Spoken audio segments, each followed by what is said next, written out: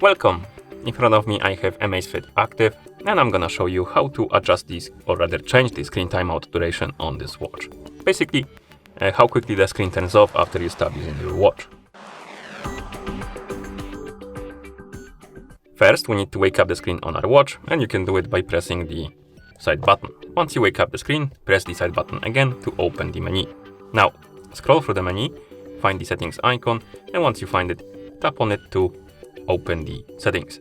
In settings, find the option called the display, and once you find it, tap on it. And here we have screen on duration. Tap on it. And right here we have the list of durations. We have 5 seconds, 10 seconds, 15 seconds, 20, 25, and 30. Select the one you like, for example 15 seconds, then tap on the check mark, and then you can press the side button to go back to watch face. And now my screen should turn off after 15 seconds of inactivity. So somewhere around, I would say now-ish. Oh, apparently longer. Okay, now. Okay, and that's how you change the screen timeout duration on this watch. Thank you for watching.